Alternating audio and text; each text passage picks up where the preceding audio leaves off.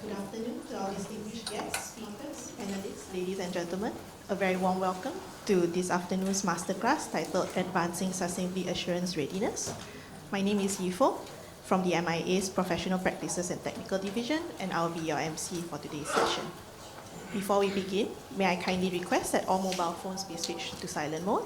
We will have an audience Q&A segment later in the program, so we encourage you to note down any questions as the session progresses. Now, as sustainability reporting requirements continue to evolve, organizations are facing growing expectations to ensure that their sustainability-related disclosures are credible, reliable, and assurance-ready. Sustainability assurance, therefore, plays a key role in enhancing trust and confidence in sustainability information and supporting informed decision-making across capital markets.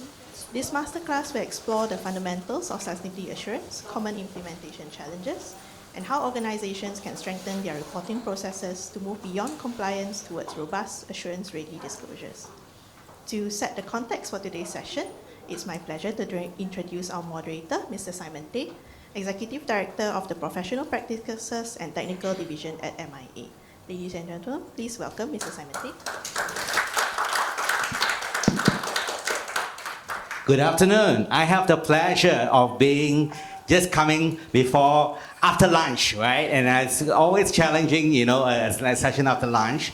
So I'm going to start with something light, and then we're going to hear a very power-packed presentation, and then we're going to have an exciting panel to talk about this very emerging topic, which is sustainability assurance. Okay, I'm very excited this afternoon to be sharing with you some of our initiatives at MIA, and also to talk about the future potential development of this particularly important area of sustainability assurance. So at a recent MIA conference this year, there was one of our panelists, I think it was Dato' Faizah, if I'm not mistaken. He quoted a common saying. He says, "In God we trust, but everything else we audit." Right? So you trust God, but everything else, okay, you have to take it with a pinch of salt, and especially if possible, audit, right? So as we can see, with the increase in demand and heightened demand focus on sustainability, there is also a corresponding increase in requests or demand relating to sustainability assurance. So accountants in the room, you are familiar with preparing financial reports and getting it audited. Now the preparers of sustainability information are also moving towards the direction of having their information being assured, right? So that's one first quote I wanted to tell you. And then also Peter Becker, 13 years ago, he was, I think, one of the leaders in the World Business Council for Sustainable Development, and he mentioned that accountants will save the world. I know we have many different professionals here, different from different areas, but I wanted to share with you why the context of this talk. I think the context of this is that because accountants are involved in reporting, very much involved in reporting, and as accountants are being involved in reporting of sustainable information, that with a certain level of reliability, then that would also drive the management of the information. Do you agree that if you're not required to report something, you're very likely not to go and manage it? Because you're going to be reporting that, you have to manage it, and that drives certain kind of behavior, right? So then if you know that you're going to be doing assurance on something that you're reporting, even more you have to be on your toes to be ready that eventually somebody independent is going to come to look at your information, right? So that's the other aspect of it, right? That how accountants are being involved. And of course, I'm from MIA. I want to share with you from the perspective of accountants, but I would like to also take the back seat to also hear from you any issues that you anticipate in terms of in the sustainability assurance space, right? In the next probably over 2 hours.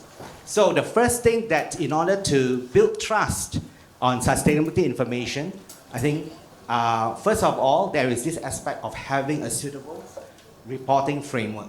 So it has gone through a journey. In the past, I think those preparers of sustainable information, you have what we call an alphabet soup of information, of many different frameworks. So it's like a lot of companies are having reporting fatigue because they have to comply with this, and then TCFD disclosures, and we look at GRI, then we look at so many other standards, AASB standards, right? But what is really good was that recently, with the setting up of the IFRS Foundation, and where international sustainability standards now is become the baseline standard for reporting of sustainability information.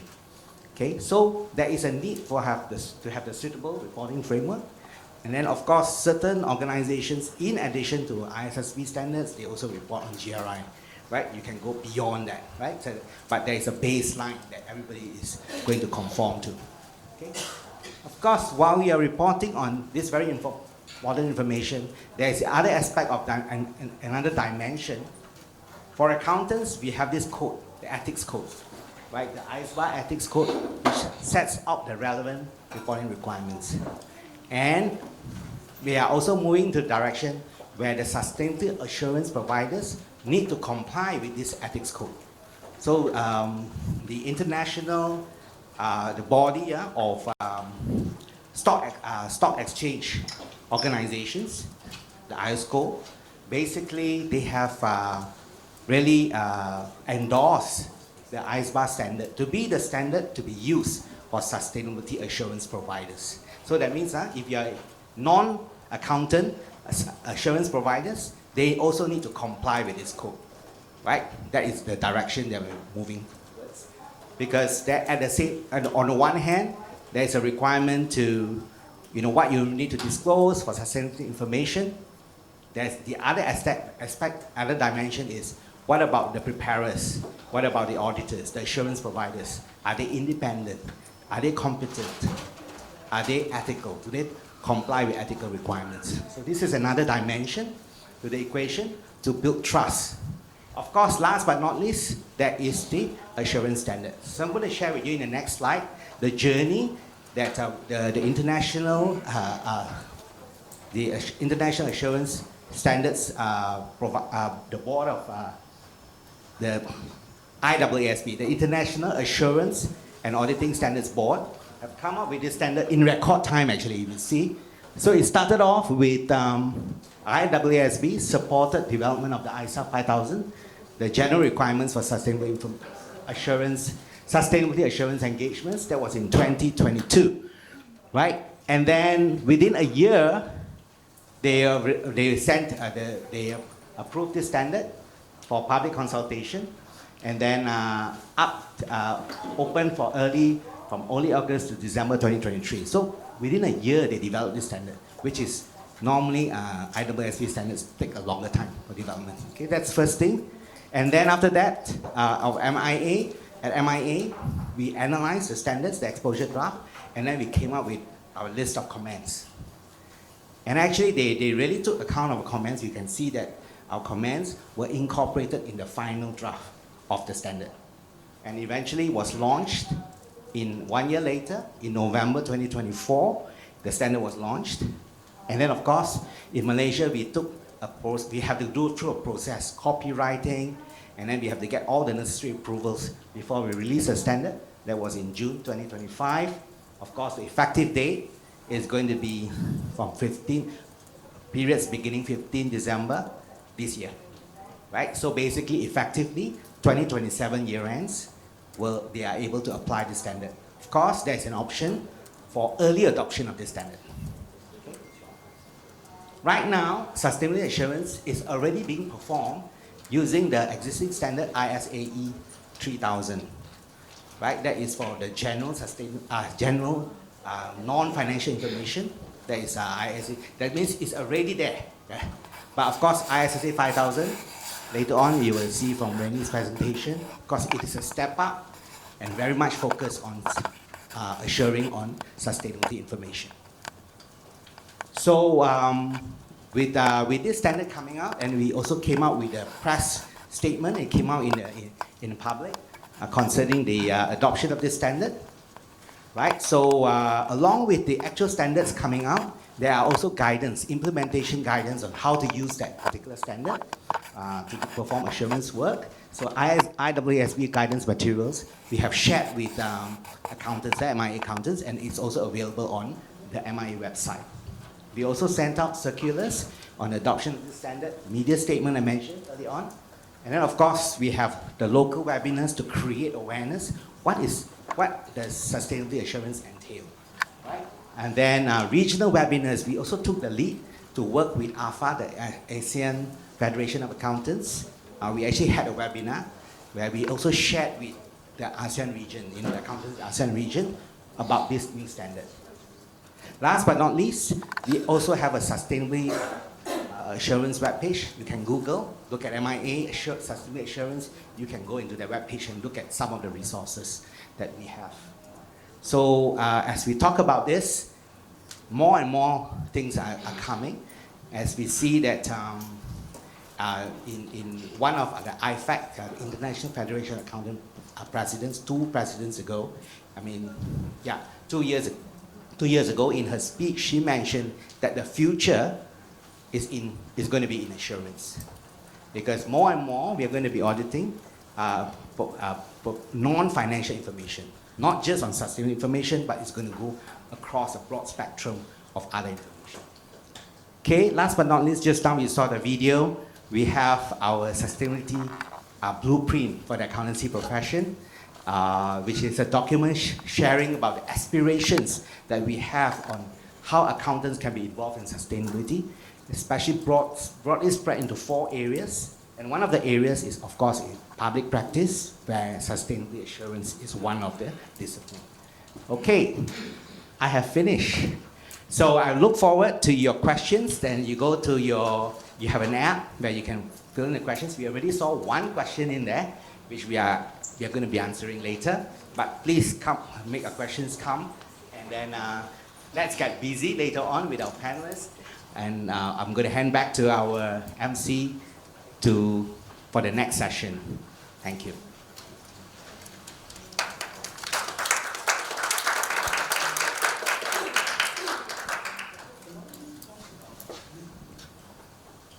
Okay, thank you, Simon.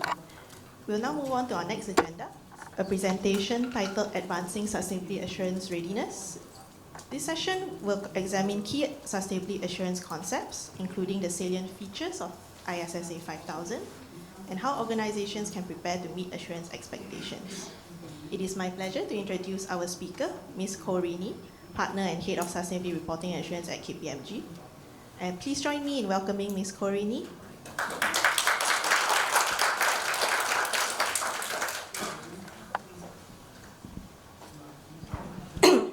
Good afternoon, everyone. Okay, just now Simon said everyone had lunch, right? So I hope this session is not going to be sleepy for you. Keep you awake and ask more questions if you have, okay? So,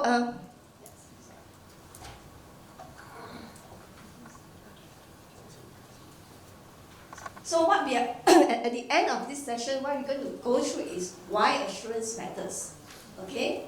And what are the fundamentals of sustainability assurance, and how do you actually prepare yourself towards sustainability assurance, and some key takeaways at this session. So hopefully you'll get some key takeaways by the end of these sessions. Okay, very quickly, let's just look at the landscape of Malaysia. In Malaysia proposed sustainability assurance. So as all of you know, under the National Sustainability Reporting Standards, we already have Group 1, 2, and 3 started to have AASB reporting. Right. So maybe a show of hand. Any Group 1 companies here? Any accounting or non-assurance providers here? Oh, all corporate, so maybe I don't have to talk about ISSA 5000, right? Okay, so all the Group 1 companies are very, very interested to know what I'm going to look at when I do assurance, right? Okay, so when you see this is still under proposal stage in terms of the assurance framework, right? So what we have here, is assurance will kick in 2027 for Scope 1 and Scope 2. And I hope all of you don't mistaken what is S1, S2, scope 1, scope 2. It's different thing, okay? Every time when I talk about scope 1, scope 2, they will ask me, am I going to get assured for the whole sustainability statement? I said, no. Now it's only scope 1 and scope 2, GHG emissions. Okay? So I'm sure that all of you here know. Okay? Then let's look at, in terms of the proposed sustainability framework here. So what if you have seen the proposed consultation paper that was released, I think, last year, okay? And the consultation has already ended. So what happened is that they have talked about adoption of ISSA 5000, which what Simon has mentioned, ISA ethics standards, okay? Those are basically for sustainability assurance. Then we also have this oversight of sustainability assurance provider, just like audit. So who will be overseeing the assurance provider? So what is suggested is AOB will be overseeing the sustainability assurance provider under the NSRF. Okay. The third topic that has been discussed is in terms of the competency of sustainability assurance providers. So in terms of their training requirements, in terms of their technicality, and also their the years of experience. Okay, and finally they also talk about all these assurance providers must be registered under the AOB. That's how AOB can oversee the quality of this assurance provider. Then finally, in terms of the time frame. So you look at the time frame here. So when you look at the time frame here, it is scope 1, scope 2 for group 1 will be subject to assurance beginning 1st January 2027. Group 2 will be in 2028 and group 3 2029. This is for scope 1, scope 2. And interestingly, what is proposed here, you can see 3 years later, in a way, is the whole sustainability statement. Okay, if you are still using all the alphabet soup that Simon has been talking about, looking at GRI, CCFD, everything put together, you have to think about what are the material information under the ISSB and whether is it interoperable, okay, for you to disclose in your report. Okay, because this is going to be subject to assurance later on. Okay, and for now, the countries that have been subject to assurance is Australia. Okay, they are also adopting IFRS S1 and S2, but what has been assured is limited assurance for governance and strategy only, together with scope 1 and scope 2. Okay, if you are interested to know what has been disclosed there, then you can actually look through the Australian reports. Okay? So, this, if you have not seen what has SSM has actually published, is in terms of this consultative proposal documents for those companies, non-listed companies, any registered companies incorporated in Malaysia under the SSM with revenue less than 2 billion, that is not under the group 1, 2, and 3, will be also subject to sustainability assurance going forward. Okay, so this is the threshold here in terms of whether it's less than 2 billion within a certain threshold or by number of employees. So all these companies, once you get reported all in your sustainability statement or director's report, some of the companies will have this subject to assurance.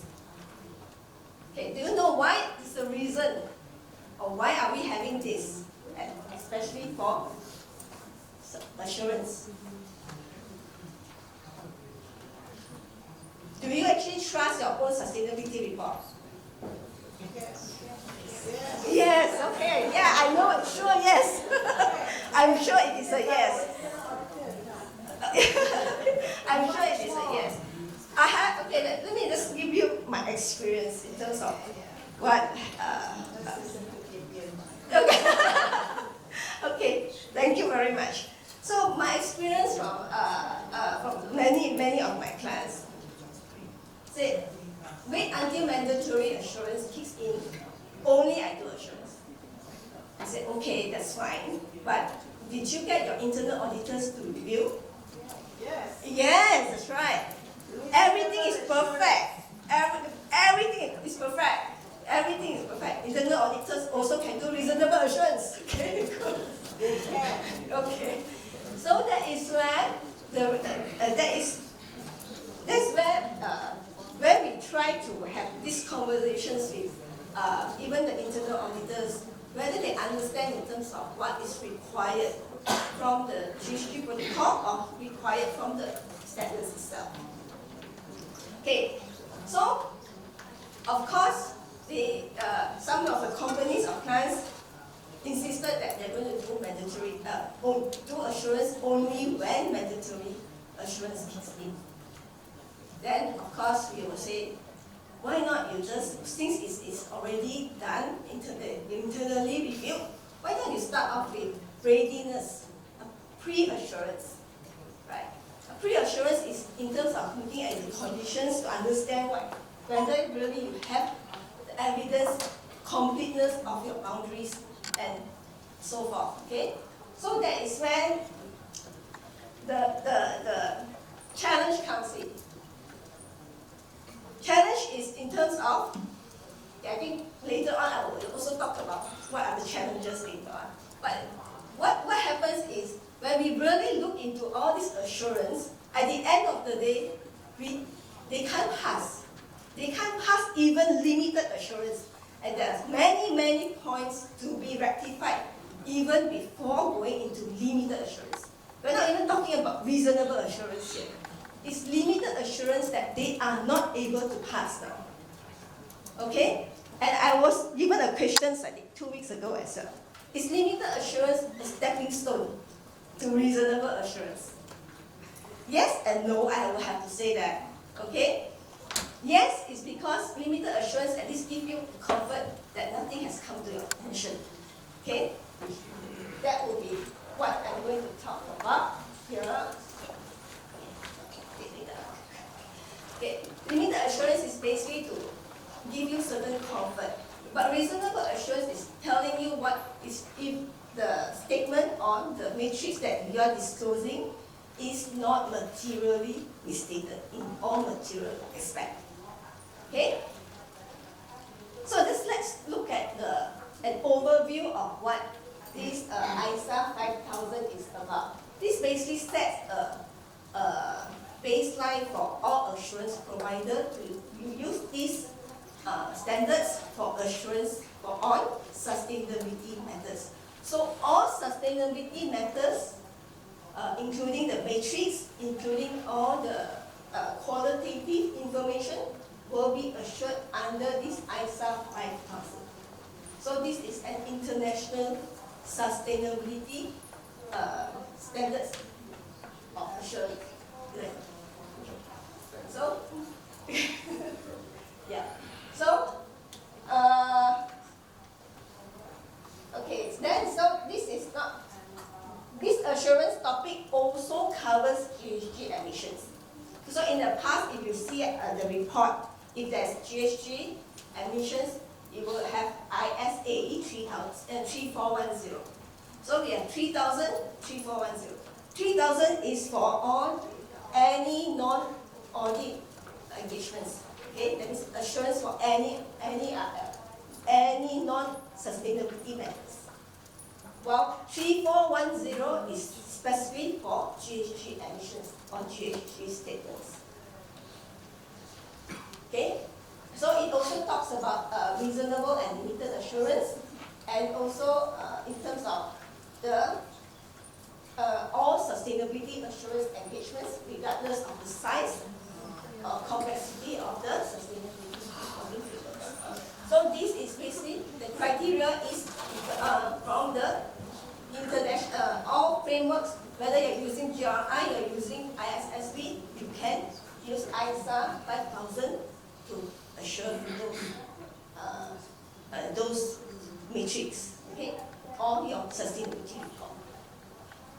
Okay, let's look at very quickly. I won't go through each and every line here, but more importantly, when ISA 5000 is effective from 15 December 2026, which is this year, this will be withdrawn. ISAE 3410 will no longer be used. Okay, well, ISAE 3000 will be used for non-sustainability assurance engagements. Okay, and if you really read ISA 5000, do you know what is the difference between ISA 5000 and ISA 5000 and ISAE 3000? Anyone? Give me a guess. Okay. There are 217 additional clauses there. So after I do ISAE 3000, I still have to read another 217 clauses inside, or paras inside ISA 5000. So that means that it actually gives you a more robust assurance standards, okay, and provide you more cost. Thanks, Hock. Okay, so I think the main questions always is, what's the difference between limited and reasonable assurance? Right. So, limited assurance, of course, is a lower confidence level in terms of the assurance level. While in terms of reasonable, it's higher because you have more evidence being gathered from this assurance. And limited, as I mentioned just now, limited assurance is giving you a negative assurance. Negative assurance means nothing has come to your attention to cause us to believe that your sustainability statement or your matrix is not misstated. Okay? And well, for a positive opinion, it is to really tell you that it is free from misstatement or in all material aspects.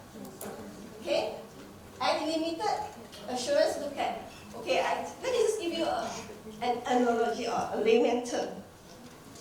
When we inspect a building, when you do a limited assurance, you will just go and walk through whether, okay, you got window, you got the layout here, correct or not?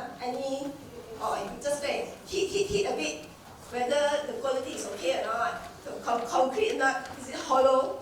So that is limited assurance. But if you come to reasonable assurance, what do you do?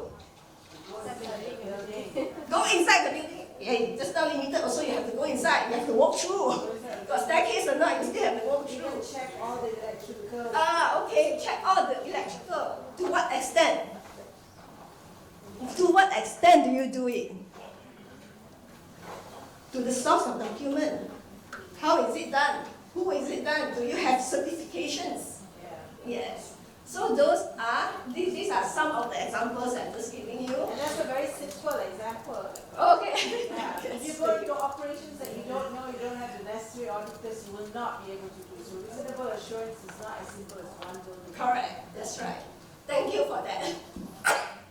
Okay. So basically, it is more precise in terms of the assurance when you do a reasonable assurance. Okay?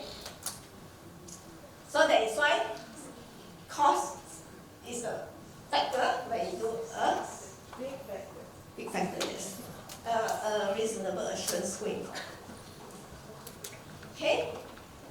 So, okay, this is just continuous of what is limited and also the difference between limited and reasonable assurance. Okay, so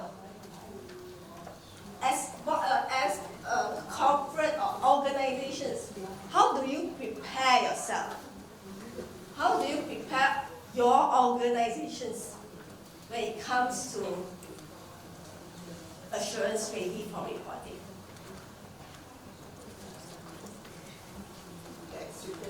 It's all written here, thank you. Okay, so we want to have a board that has the understanding of the standards firstly.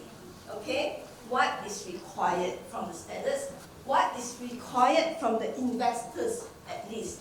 Okay, because when we look at AASB, because everyone here is actually adopting already adopted AASB.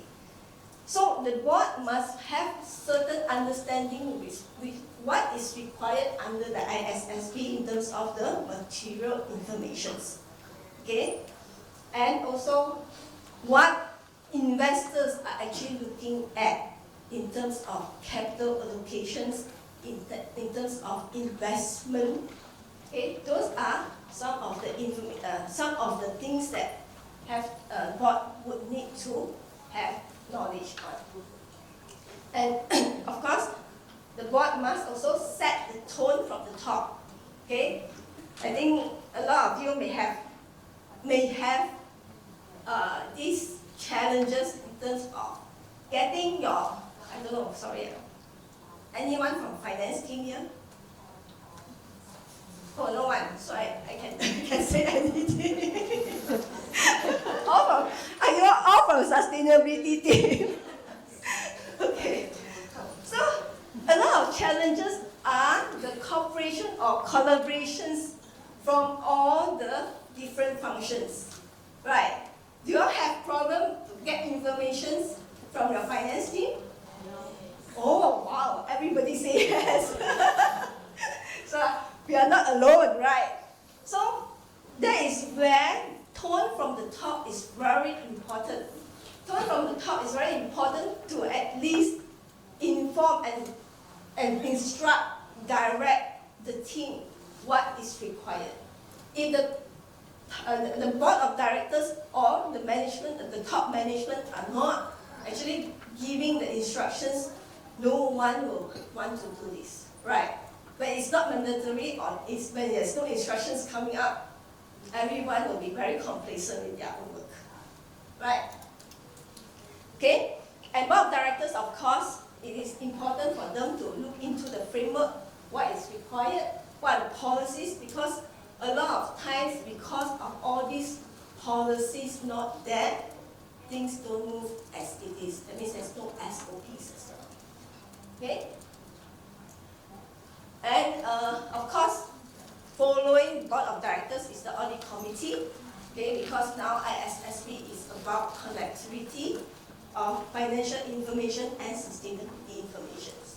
And also in terms of what are the financial implications, impact that is coming up from your sustainability efforts. Whether it's your risk, your opportunities, what are the financial implications, right? Okay, so audit committee play a very important role going forward, not only from the financial statements perspective, but also from the sustainability perspective, because there are financial information that's being disclosed there. Okay, management, of course, it is important for management to develop a roadmap. Develop a clear roadmap of what is your target, what are the risks, how do you plan to have, from the opportunities, how do you plan in terms of the resilience of the business model. Okay? Then define what are the roles and responsibilities. So, I think also one of the questions being asked is sustainability statement the responsibility of sustainability team? Immediately no, okay? Because all sustainability team here, it is not right. It is the collaborations of everyone in the organizations. You need information, you need input from everyone in the organizations. It's just like financial statements. Is it the finance team effort? No, because you have all these processes, that is actually from each and every function, from the procurement, from the HR, from the sales team, that actually flow the information to the finance team for them to collate and consolidate as a financial statements. Same as sustainability statement. It's the same thing, right? And make sure that you have all the processes in place. Sustainability, the management must also have certain directions to the team from finance and sustainability team to make sure that they have the capacity, okay? Because I think one of the questions is also being asked is, where do I get the resources for this? You don't have to get additional resources. What you need to do is expand the roles and responsibilities. Okay? Expand the roles and responsibilities of each function to provide information. Because a lot of time, we can see that it is not what you don't have. All the information are already there, but it's how you extract all these informations to be reported. Okay? So again, this is the interesting part. Common findings, of course, firstly, when we talk about scope 1, scope 2, why is it a common findings? Because organizational boundaries is not complete. What do we mean by organization boundary? That is where we talk about reporting entity. Under AASB, we talk about reporting entities, which is the same as financial statements, right? So meaning it's the group, the whole group, together with your subsidiaries. So have you ever seen inside the sustainability statement talking about the group? Is it talking about the group?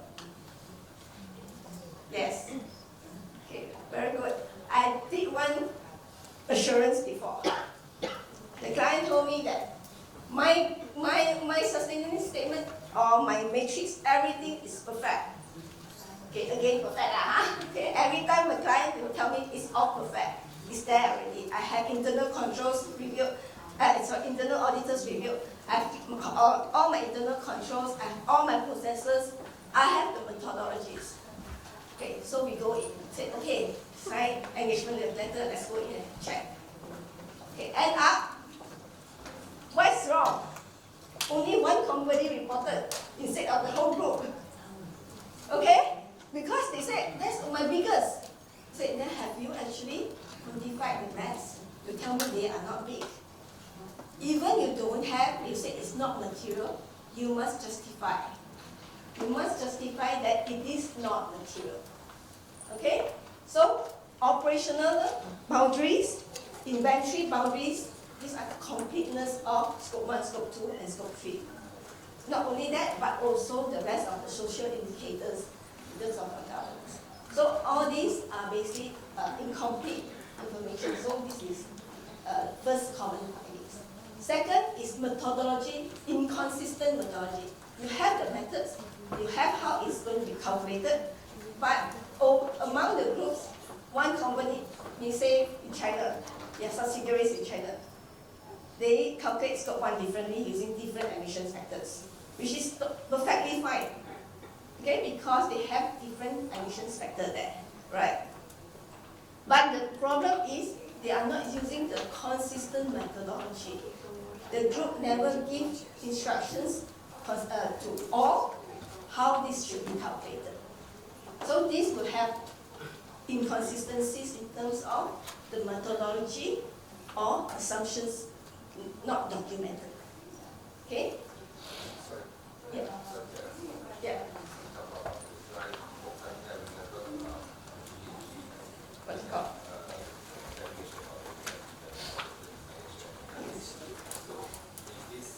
Part of it as well? Yes. Correct. So, okay, you brought up a very good point here. So under the GHG protocol, you have different approaches.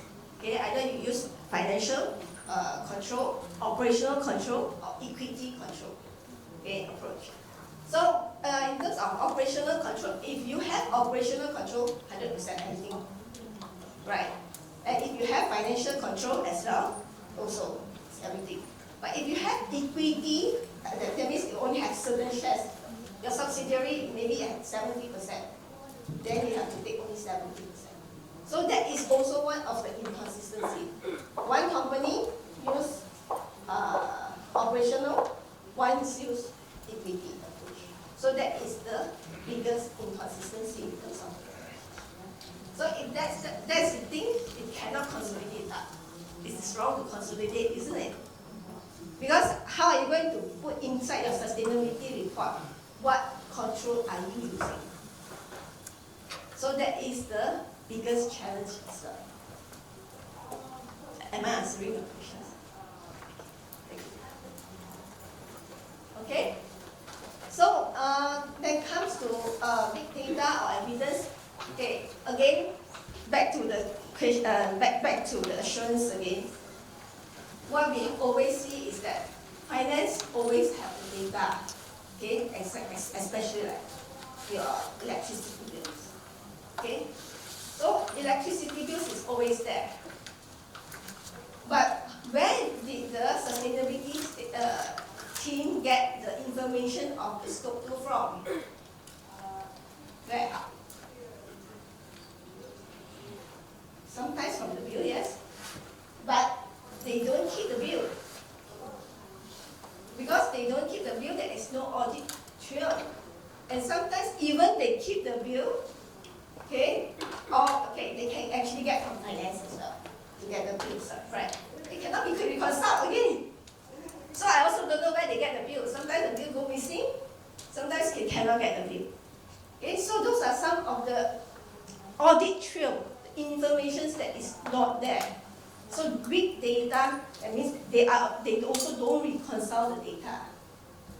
Even for scope 1, your own assets. Say for example, your own assets. How do you check whether all your own assets have been taken up? Anyone? Do you check? Do you check with your finance whether all your assets are there?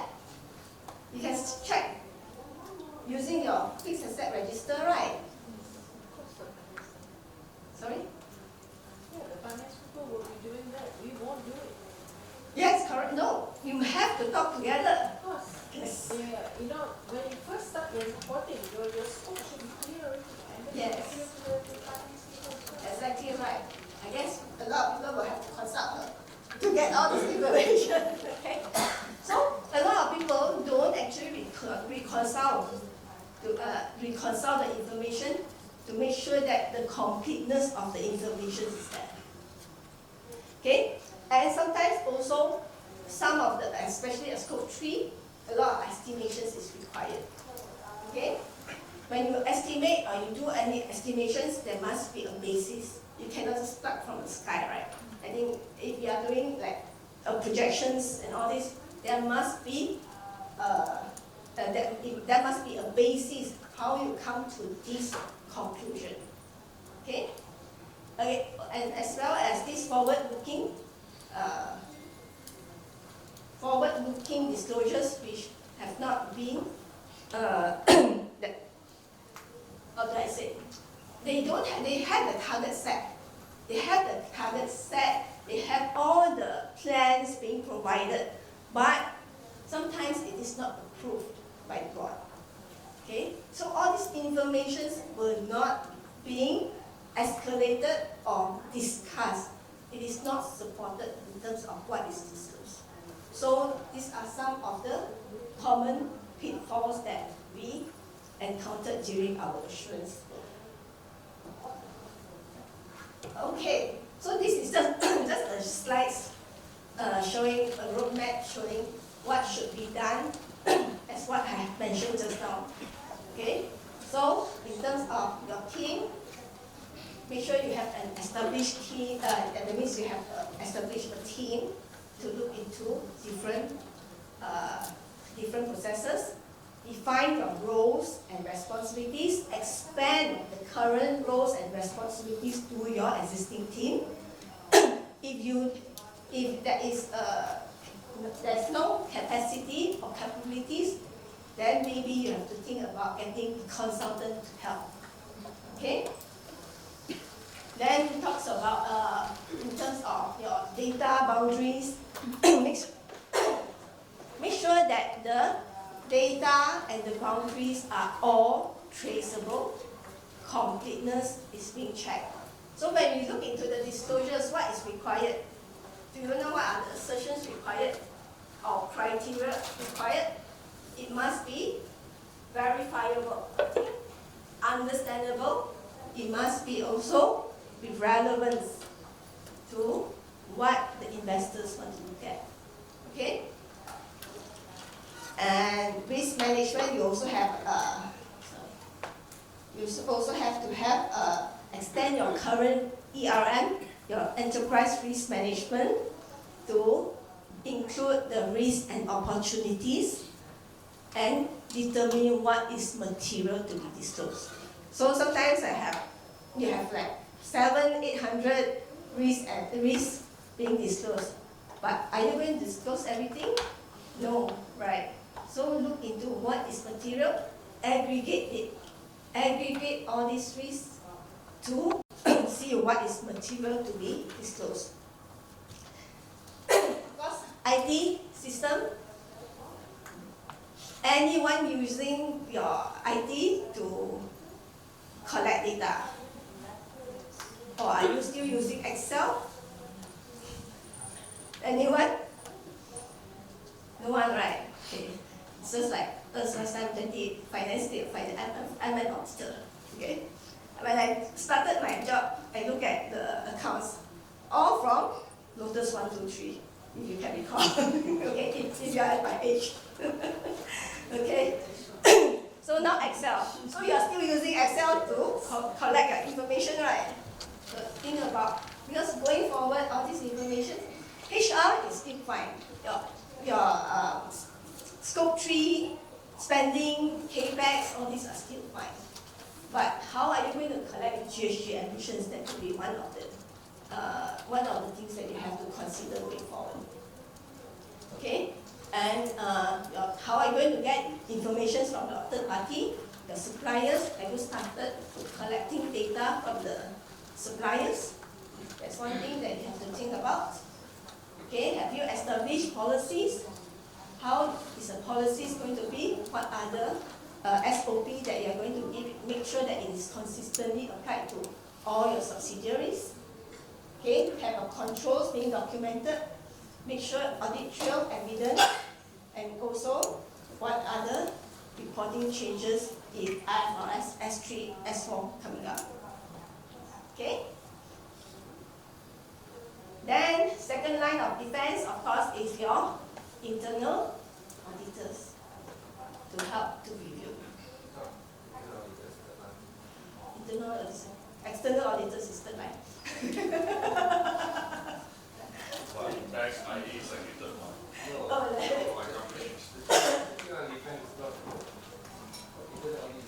third line of defense. Okay. So second line of defense, probably your board must have a bit. Management level. Okay, management level must agree. But of course, when we look at the second line of defense here we look at your internal auditors to start off. Because internal auditors is also part of the organizations, right? Some actually provide, get a third party internal auditors to do it. Okay? Yeah. Just now you mentioned about, I mentioned about internal review, right? So it should be done by external audit. But the question is about the independence. Yeah. Yeah. So internal audit doesn't mean it's credible, because it depends on the reporting line. Yeah. Who does internal audit report to? Internal audit reports to CEO. It's still the same. So it's the same as the rest of the procurement processes, your sales processes, everything is still the same. Internal auditors are still doing all these things to look into the processes, whether they report to anyone. Yes, I agree with you. It depends on, But when we talk about assurance here, it's not talking about internal audit review. It is talking about external assurance. I mean, just now we were discussing whether, you know, if it's done internally, that it's done internally, it's okay doing that, but whether it's depends, right? Exactly. Yeah, it's not necessarily if it's done by internal audit, it's credible because depending on the reporting line. Yes. If you report directly to AC, yes. Yes. Separate, Yes. like independent. Yeah. But if you But report normally, even if you report to AC, you still have to go through the CFO, the CEO first. so No. exactly. There's the- always No, auditors no. committee report to the board. The board sits on the audit risk. Okay, so it depends on the line, again, the structure of the organizations again. What is the Yeah, reporting? because they have to be independent of the executive committee. Yeah. The executive branch. Yeah. Okay. Sorry, I go into detail. Because I'm CIA. So Yes. It's understood. No worries, no worries. I think we are here to learn from different aspects. Okay. So from there, then you are ready for assurance, hopefully. Okay. So now, after going through that roadmap, do you think that you are ready for assurance? Yesterday, already ready. So now, look at whether do you have really a dedicated team. If you have a dedicated team, do they have the knowledge? Okay, do they have the knowledge to support this sustainability reporting? Then, have you actually assessed what is material in your organizations? Have you done your stakeholders engagement, or even understand what inside your ERM, what is material? Okay, you establish your internal reporting processes or governance to include all the frequent reporting and approval. Make sure everything is being agreed upon and approved by the top management or board of directors. Okay, and have you actually selected and developed suitable criteria on how to measure, that means methodology? Make sure it is consistent. Okay, I think sometimes even training hours are very basic, and training hours also cannot pass assurance. Okay, I see it not, so agree with me, thank you. Okay, training hours or diversity in terms of the pay structure, that cannot pass because different companies use different weightage. Okay, so that those are some of the different methodologies. So, and also, do you have information system? Do you have ID system to capture all this information to be reported upwards? Okay, because a lot of human errors can still be rectified. But if let's say you do not even have the audit trail, then this is an issue going forward. Okay, and you retain all your evidence for it to be verifiable by the assurance provider. Okay, so how do you build trust? We have gone through so many things. Just now, I think when I asked, are you assurance ready? Nobody dared to answer me. Right? Huh? Oh, because she's only her is she's ready. Okay. Right. So, in terms of how do you build trust through this sustainability assurance? It enhances your credibility. Okay, because you check through the audit trail how this is being measured, whether you have consistent methodology to consolidate all this data. Also, it will actually be strengthen the decision making of your investors. Okay, it will build your stakeholders' trust and also support regulatory requirements. Okay, so key. Yeah, no worries. Okay.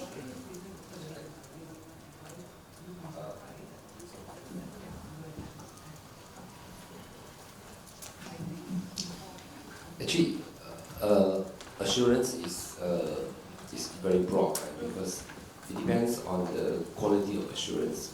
Because when we talk about quality of assurance, there are a few components.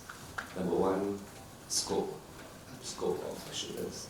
Number two, the level of assurance, limited or internal review, whatever. Okay. And then number three, what standard to use, and the service providers. There's so many elements. So it doesn't mean a statement is assured. It gives you the expected. But you have to look beyond the details. Totally agree with you. Which I dare not say that, especially the last point. Yeah, that's right. I think you pointed it out very rightly in terms of not only to see whether assurance is provided in terms of the sustainability statement. Looking beyond it, yes, that could be one. But when you look at it is being assured, at least you have some confidence. I'm not saying that totally you are not confident at all, but of course, sometimes you also look into the assurance providers, yes, agreed, what are the scope. Because when you look at if it is a reasonable assurance, normally it will be, in all material respect, all this would be already correctly disclosed. But if you look into the limited assurance, normally you will have the procedures that they mentioned inside this limited assurance opinion, what they are doing to come out with the assurance. So that also may give you certain level of confidence. It is not absolute, but the level of confidence that you look into, it is undergone a limited assurance, at least you have some confidence to it. At least the processes are there. But if you have reasonable assurance, lagi you're more confident lah. Okay? But you look at who is the assurance provider, you lagi confident. Correct? So it depends, it's the same as audit. Okay? So key takeaway is first look into what are the gaps. What are the gaps against your NSRF to determine what are the steps that you need to do to have your ESG reporting and assurance ready. And prioritize what are the metrics for assurance. I think last time, 2-3 years ago, we have common sustainability matters from BUSA. So it's about 23 indicators. 23 indicators, right? So everybody, when they start reporting, because of the statement of assurance, everybody also want to get assurance done. Ended up, none can be assured. Or even 20 out of 23, probably 3 can be assured. What can be assured? Which one can be assured? Can you remember? The percentage of board members. Yes. Board members, because female and male composition. The other one I can remember is, I think, is in terms of percentage of fertility, LTIF, because it's 0. Yes, because it's 0. Okay? So that is where you have to think about how you report what are the information that is material. That's why that 23 indicators is no longer required. Okay, remember 23 is no longer required, but you have to look into what are the requirements as part of your materiality assessment. So, lastly, start doing it now. It takes about 2 to 3 years to get this assurance ready. Okay, it is not an easy process because sometimes, okay, even a very huge company, a big companies, okay, or under the group 1, they also have issues. So not talking about any smaller companies here. Even a big companies with digitalized information or even IT system to capture their data also have issues in terms of their assurance process. So not everyone is perfect. Audit is also not perfect. We just have to start our journey early. Okay? Okay, with that I end my session today. Thank you. Okay, questions. So many questions today. That's right. Hi, Thank you for sharing. I am Nadia Manim from MRCB. My question is, when we talk about assurance, be it limited or reasonable, there's a lot of you must. My question is, who really cares? Whether we do assurance, whether we do limited, or whether we do reasonable. Now, I've been with a few sustainability teams for the past few years. We've had to convince our boss, oh boss, we must do reasonable. Boss says, okay, I agree. Of course, never mind. But now it feels like we're regressing. If in a couple of years, we're only expected to do scope 1, scope 2. In the past, we've done all the GRI, whatever that we can. And my question is, when we progress to do reasonable assurance, or in our case, we haven't in the past 2 years, who actually cares? Because they say, oh, investors care. Investors don't care. At our EGM, we had questions from MSM, asking about all other things. Nobody answers who assured you, and nobody checks what the assurer says. So my question now is really, who really cares? So that when I go back and tell my boss, now we went from whatever standard, ISAE had to convince him, we had to go through all the guidelines. Now I'm going to go back and tell him, boss, 2 years time, I need to do ISSA 5000. Now, what about ISSA 3000? Oh, that one we need to do anymore. Why? Because he said not got new standard. So now must do what? And then he's going to ask me the cost. We've also heard rumors where the big four will want to dominate. All your smaller ones will probably likely not have the job. If it's a big four, it's going to cost a lot of money. My boss has already expressed concerns about cost. It took us 2 years to convince him to go from limited to reasonable. Now my question really is, who actually cares? Who is actually going to check? Because Bursa is washing off their hands. Bursa said, now you go to NSRF, go to SC. We asked about, because before it was ISAE 3000. So, I'm surprised you still say Bursa doesn't care. Because I see. I mean, to be honest, in full disclosure, I was from Bursa, and we had a lot of questions coming in. If I don't do ISAE, can or not? I'm not ready or whatever reason. The answer was, you go back to the guideline. What does the guideline say? The guideline says ISAE 3000. We also know ISAE 3000 is costly. And for your group 1, okay. Group 2, okay. The other smaller ones, and also to be fair to that, okay, with due respect to KPMG, to your smaller assurance providers, you also want to try makan, and with all due respect, they are technically more sound. You talk to them about GG, they understand. You talk about KPMG, give me 2 weeks, give me 3 weeks, I do my debt first. No, honestly, that's my honest experience. You want to do the debt, cantik first. I just want to know my EF, correct or not? So, this is the realities that we have faced, because the guidelines are issued, and it changes every couple of years. I've only been in the industry a couple of years. I don't know how many guidelines, how many documents I have to read. And when they ask for clarification, nobody says to give us a straight answer. More importantly, nobody is saying correct or wrong. The boss is saying, you sure already or not? Sure or not? I think I'm sure. You sure? Go and check. Where do I go to check? You write to Bursa, you don't answer. You write to SC, you write to SC. Nobody answers. They make you go there, you go here. It's like you're running a religious check. You're a hamster. Very simple, right? Because not everyone knows what exactly they need. Exactly. So, I think that's a very, very interesting question. So we were just talking just now on this paper. It's actually really a function of what you want to achieve. Yep. So in the economic reality, you do something because there is a benefit for you to do.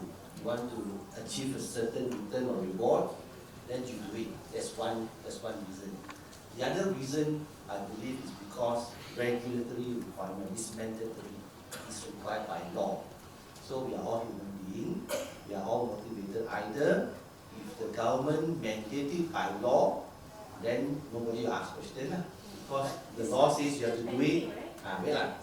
So the law says you have to do it, then you do it, because if you do it, then you comply with the law. But that's one area. The second area is because you are motivated, because you want to do it, because you see a benefit in it. So I suppose the question that you need to ask boss is, does he or she see any benefit in it? If he or she doesn't see any benefit in it, then we're just doing it for purposes, for the sake of doing it. Well, put it only. So the substance really is, do you believe? So of course, the overarching thing is that why people do sustainability reporting is because they believe in the longer term there's benefit to the investor, to the people at large. Continuity. That's the script that I Yeah. hear. But when we talk to your analysts, I think if you talk about analysts and even MSWG, okay? I think 2 days ago, if I can recall correctly, I also heard from MSWG, right? The questions that he's going to ask is that, how are you going to be resilient to your climate risk going forward? So that is the thing that he's going to ask in the longer term. It may not be now. It may not be now.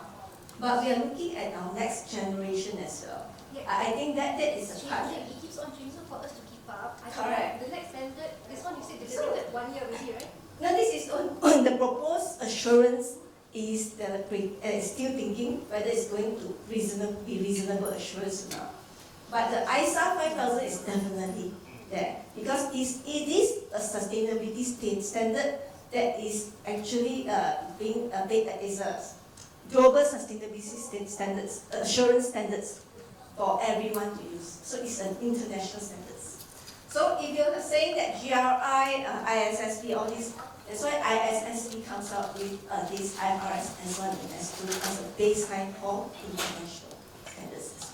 So it's just like financial statements, you have IFRS accounting standards to actually bring all together to make sure that that is a baseline for everyone to use. Could I just add to that? I loved your question. I really loved your question, right? Because there's a lot of debate there.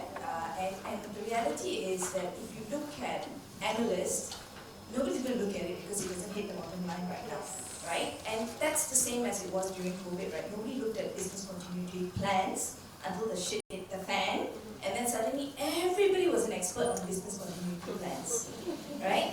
And that is similar thing that's going to happen. So I think the thing here is that you will probably need to somehow or other convince your boss, which is not going to be easy, that she needs to be ahead of the curve. I don't envy you this because it's not going to be easy because at the end of the day it goes back to dollars and cents. But eventually it will happen, something will happen, and then we will be like, okay, where was your assurance? And the shit will hit the fan. Maybe just to add on that, I know we have a Q&A session. This one more interesting. So the reality is true. So we have many clients. Some bosses don't see the need for it, and some don't believe in it because you cannot see the tangible benefit as yet. But I give you a very interesting story. We have a construction group who doesn't see the benefit. I do construction now while you're talking about sustainability reporting. So didn't invest. Then they decided that they go to a country. Let's say, I just use a country, let's say Australia. So in Australia, the Masale there very, very interested and very engaged in sustainability reporting. And then somehow this group were not able to get any job because they don't have sustainability reporting measurement to even qualify. But once the bosses know that in this environment I need sustainability reporting, for me just to qualify, resources is immediately moved to enhance the whole process so that you can basically qualify to compete in that environment. But the boss still doesn't believe in it. He just do it because the environment demands for it. So it all depends what is the motivation. But it's going to be a big challenge. We do it, but we didn't see any added value moving from limited to reasonable.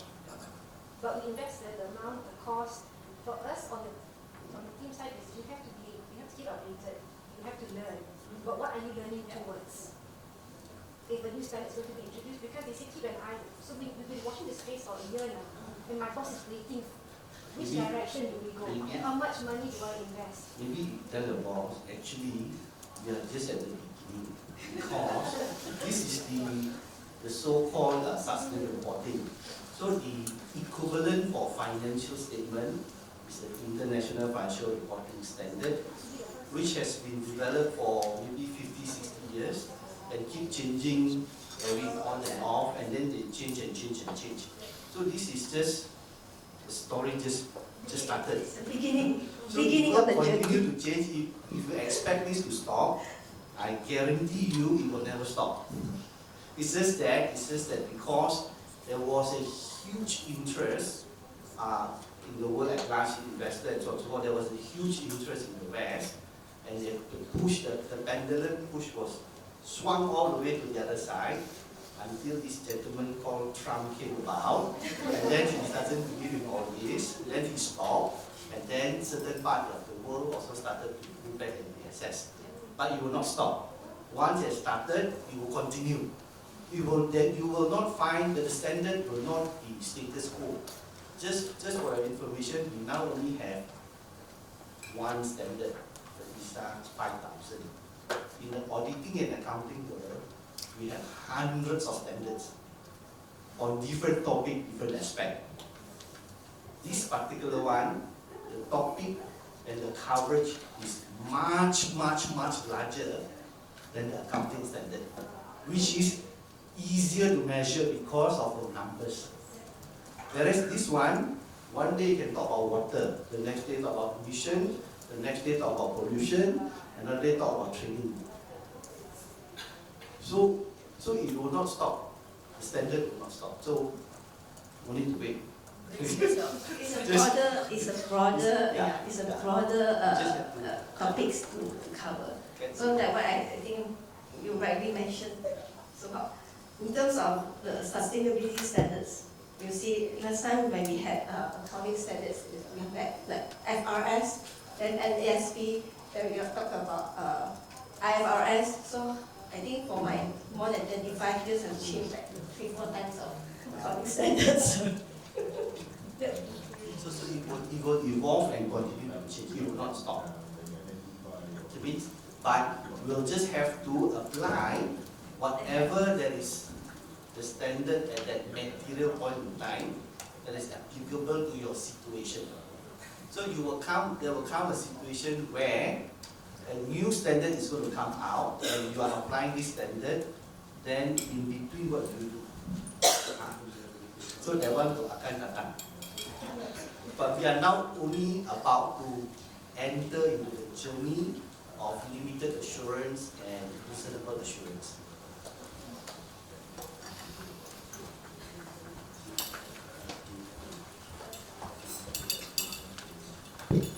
I think the discussion maybe focus a lot on the internal factors, right? I think we all know sustainability is about short term, medium term, and long term, right? So maybe immediately you may not have that pressure, right? I think also depends on who are your shareholders, depends on who are your lenders, depends on who you do business with overseas clients, because all these can change the external pressure, right? Your external stakeholders expect you to have, right? So currently maybe you don't have because you don't do international business. You have no institution investor or foreign investors. You don't borrow money from banks, or the bank that you borrow, they don't really require. But moving forward, things can change, right? So it depends on each company, right? Every company has different lenders and different shareholders profile, has a different form of business, whether you do only domestic business or do you have international clients and all that. So it's very subjective, but I think this is just a start, right? So you have to look beyond the current situation, the current state, right? You are preparing you. I think sustainability helps you to think ahead and prepare you for the future state, right? So there are a lot of things that maybe we cannot. So that's why I think when you do sustainability, it forces you to think ahead, to do forecast, estimate, think ahead. You know what are you going to do, and all this can change the expectations, right, from your external stakeholders. So this is the point that I want to highlight to you or to whoever. Your boss as well. No, my boss is on board. It's right. It's just for us, going from limited to reasonable was a very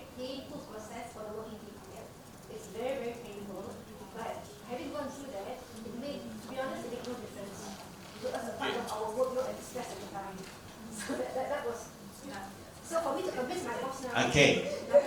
We will take it from there. Thank you very much. I think you get everybody awake in the room. Okay. So we have already gone into the Q&A session, and some of panelists helped to answer, and even somebody on the floor also could share. That's fantastic. So I'm going to ask our MC to introduce our panelists so that we can go on to the panel session. Okay. Thank you. So, downstairs. I see it downstairs. And then the expert is there as well. Yes, now. 2.3. So perhaps I'd just like to invite our panelists, Mr. Teoh, the chairman of the MIA Auditing and Assurance Standards Board and partner at EY Malaysia, Ms. Ahila Ganesan, independent non-executive director at Velesto Energy Berhad, Dr. Faizah Mahmood, head of sustainability at UAM Sunrise, and once again, Ms. Rini to kindly take their seats for the panel discussion. Over to you, Simon.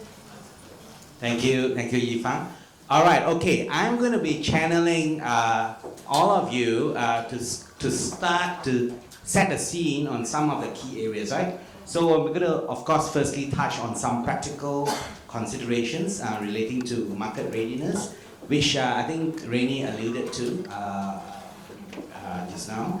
And then I'm also going to be touching on how you're going to move in the direction of building assurance readiness, because we have seen I think some, of course, Madam there, I think you already gone into the ahead and looking at, really thinking about going into that process. But a lot of organizations are still working towards compliance, right, in the beginning, and then now the next stage is assurance part.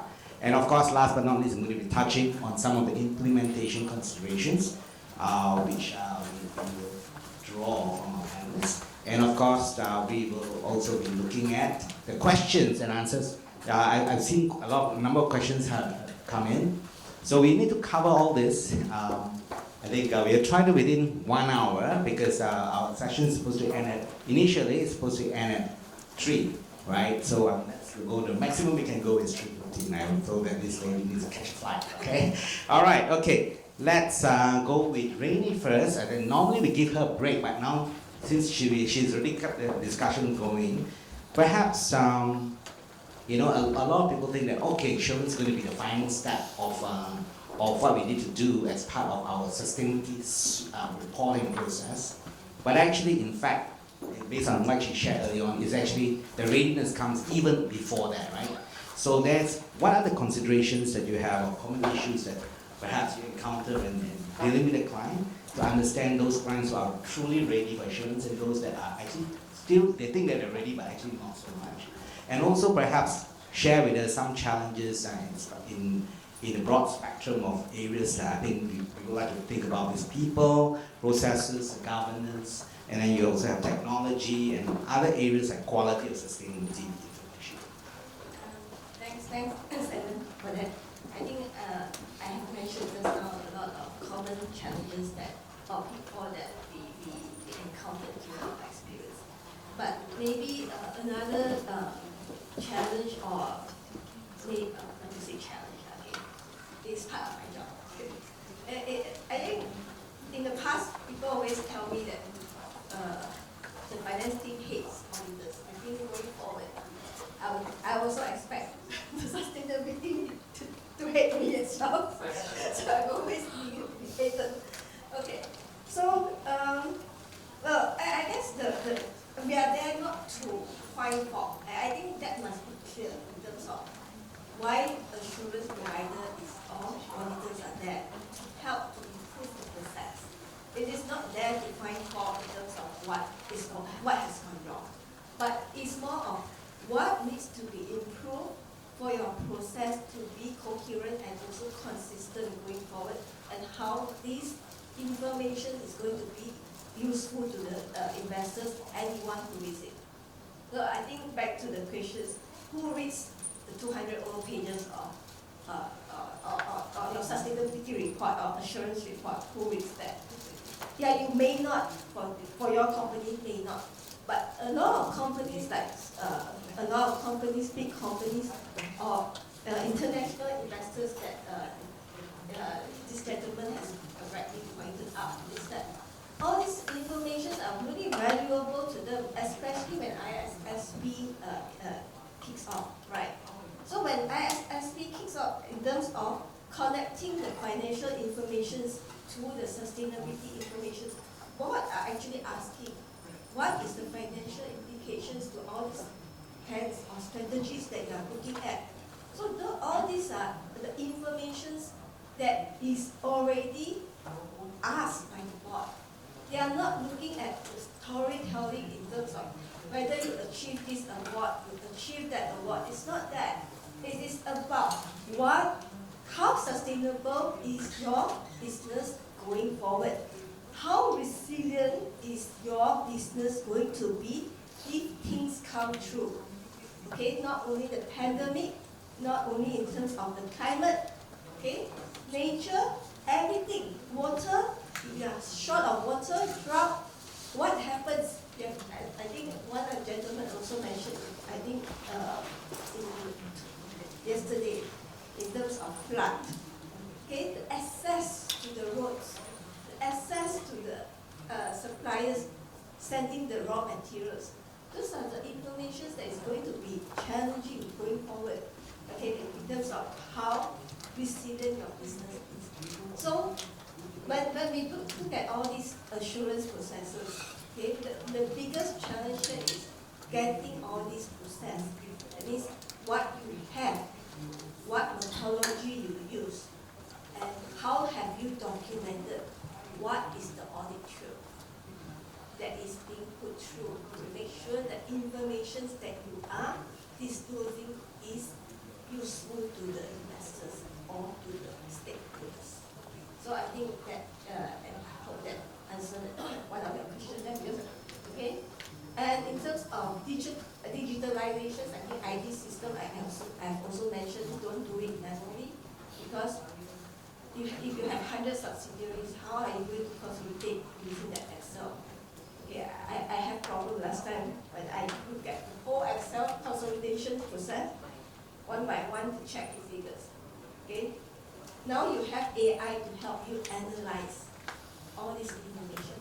Take that opportunity to think about what system is good for you to improve your data collection process. Thank you, Rainy. I want to move over to Hock, who is also the chair of the MIA Auditing and Assurance Standards Board. From your perspective, he's also a practitioner, he's an audit practitioner. Perhaps to share with us from an assurance standard setting process, and also looking at the implementation. One of the key challenges is what will be the readiness of the market in terms of applying this standard.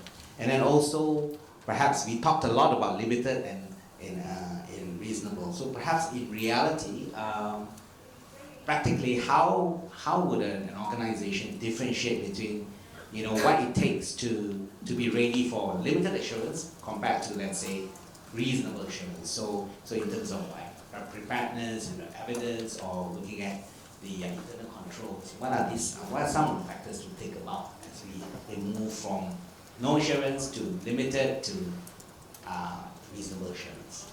So, Thanks, Simon. There's a lot of questions inside there. So, of course, one of the biggest gap, or some of the biggest gap that I see in approaching this is that number one probably is the internal data maturity, which we shared just now, as to the collation. Where do you get what information do you need? When do you compile this information? How do you keep this information? How do you recover this information? How do you ensure there is an audit trail? So internal data maturity is one key area. So this is no different from, because I'm not sure whether there are people doing financial statement audit, but it is about the rigor of keeping records and information in order for someone else to take a look at it. Yeah. So one is the internal data maturity. Yeah. How you compile, what to compile, to what extent you compile.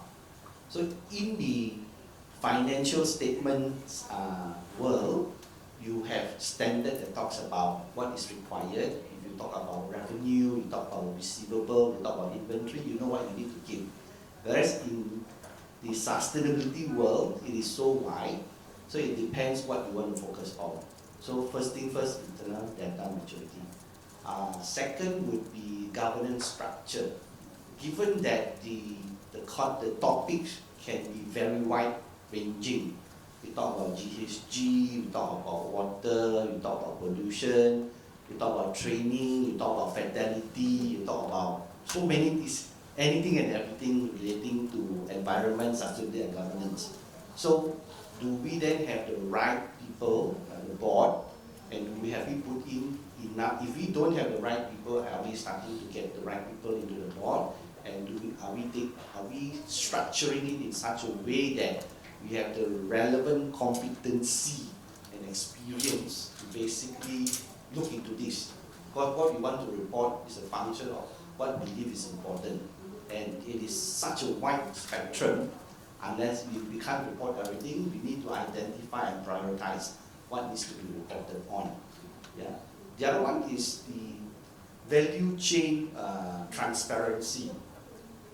Really spoke about it briefly just now. To what extent, because there's a supply chain, if you are getting your supplies from local supplier, to what extent is your supplier keeping those information on record in order for you to also, number one, get the report. But even if you can get the report, how reliable is that report? And there is only one supplier within the local infrastructure. What if your supplier is from Uzbekistan or somewhere in Africa or from all over the place? So how are you going to get those information? So how deep do you go? So the value chain transparency is also very, very critical. Yeah. So broadly, these three main areas. As to whether you talk about limited assurance and reasonable assurance. So when you talk about limited assurance and reasonable assurance, we spoke about it just now. When it is substantially, the distinction is substantially the timing, extent, and nature of what the practitioner look at. So when it comes to limited assurance, like I say, it is limited in nature. It gives you a meaningful assurance, but not very deep. Yeah, it's sufficiently meaningful for you to have an understanding and can place reliance on.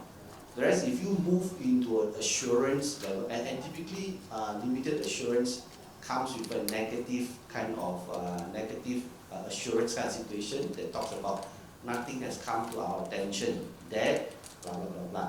Whereas if it is a reasonable assurance, you have to make sure that you have done enough tests to lower the risk to an acceptable level. And what is that acceptable level? Which is why we have the ISA 5000. I think the gentleman, someone mentioned just now, how can we rely on? So the theory is that the standard, the ISA 5000, is meant to give you a reasonable assurance of comfort that there is no material misstatement. If you have planned your work to do it properly, you should in theory be able to identify all material misstatement and remove them, or at least address them to a sufficient level that when you place reliance on it, you get that comfort. Yeah. So but in terms of nature and testing, when it comes to reasonable assurance, it is much more. Just to give you an example, I think just now we talk about entering a building. We give you a live example. Let's say we have a client who wanted to talk about, can you help us to do limited assurance on our training hours?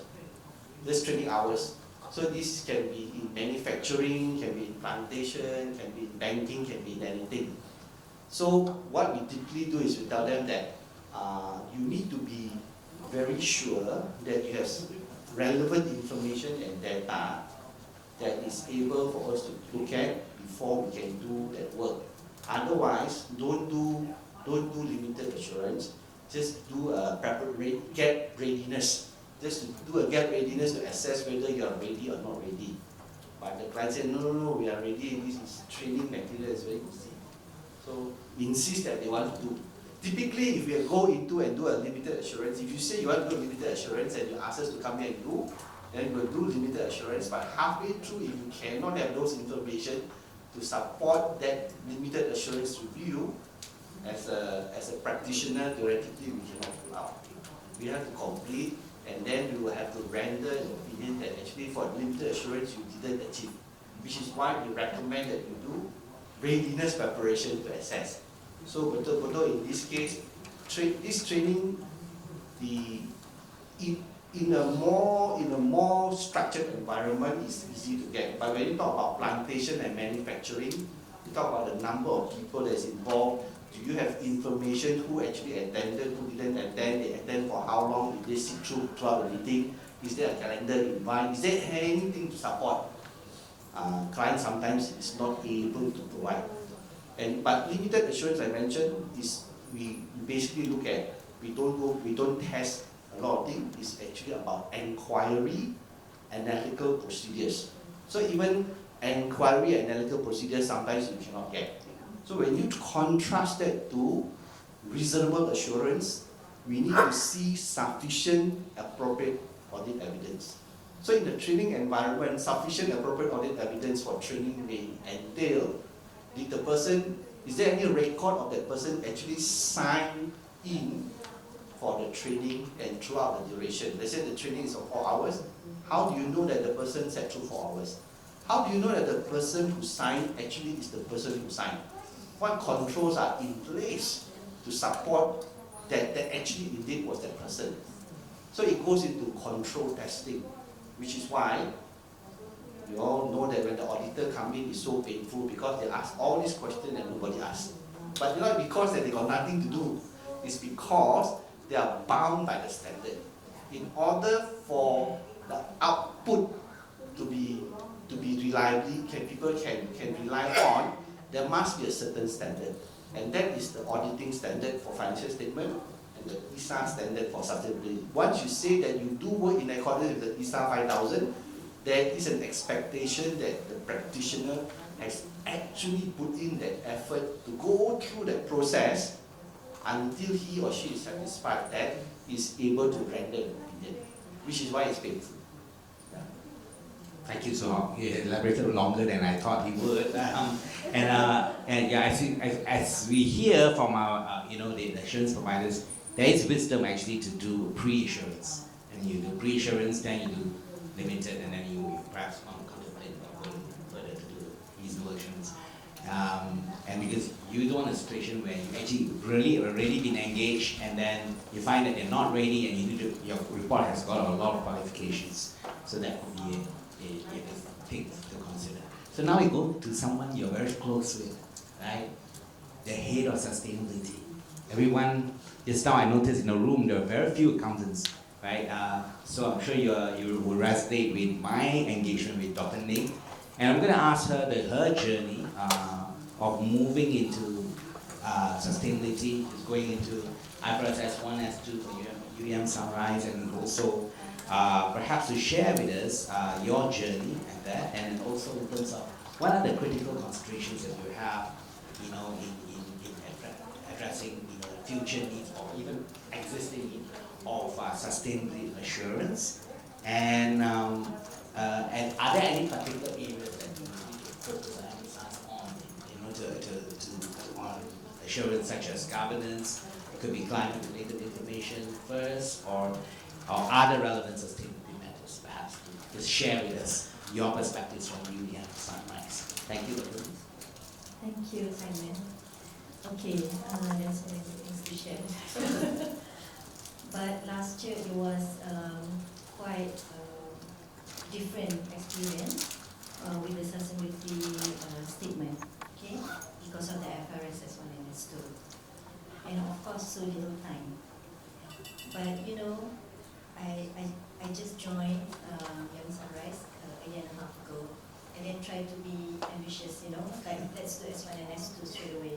So of course, thankfully for the 3-year deadline, so I was being advised do S2 first, okay?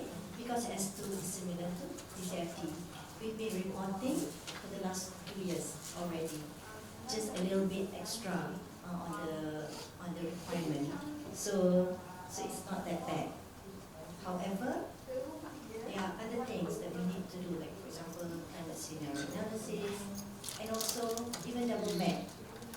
That is something actually you don't need to do first yet. But be ambitious and let's do that.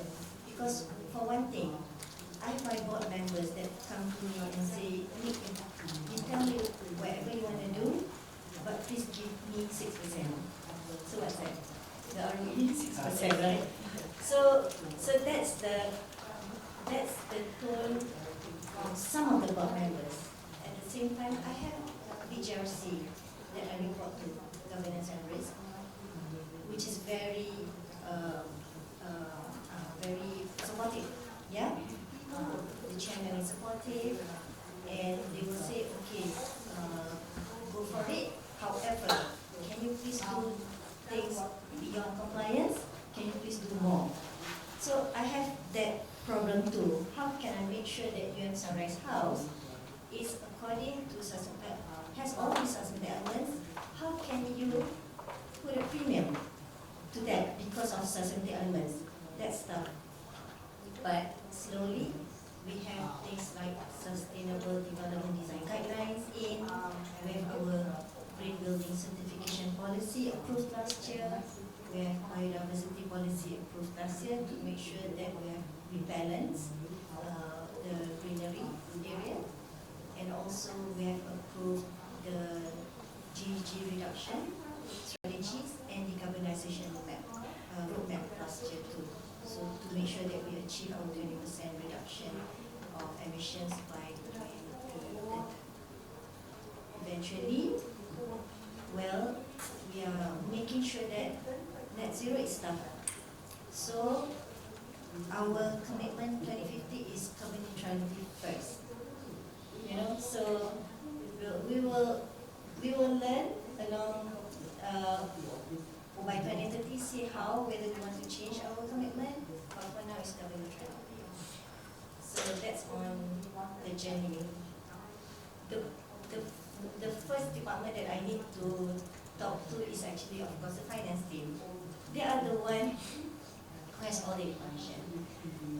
Here, in my previous speaking engagement, also moderated by MIA. So, with a room full of accountants, okay? And I begged them, like, please work closely with the sustainability team on this data. And I wish IFRS is actually finance reporting, okay? Finance reporting. I wish the financial auditors will talk to the finance team, hey, please get sustainability team, what are the information that they need? And it's not the other way around. I attended one GRI training, and the trainer actually asked, why? I think one of my ex-colleagues can remember, why are you worried about this IFRS? It must be the finance team to worry about IFRS, but the driver is still sustainability. And of course, we have 3 years. I think eventually it must be passed on to the finance team to drive this. I hope so. You know, and you know, when there's a question, how much you spend on ESG, then I got stuck. I wish in the finance system, like there's a tag. You know, for every you spend on REC or whatever, there's a tag of the green so that you can easily filter. Okay, that's my wish list actually, to have all this filtered. Then easy to do your materiality matters. How much you spend on biodiversity, how much you spend on energy efficiency.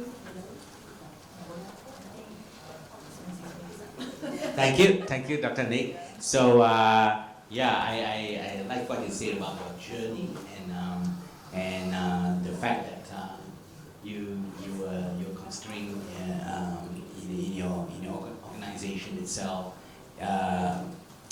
Some of the pointers, I certainly cannot recall some of the initial points, but I like that you need to work closely with the finance, and because is the IFRS 1, there's the financial factors, right? And also the tagging of it, right? Whether you can pick up and identify the financial implications, which of course will help eventually when insurance comes into place, right?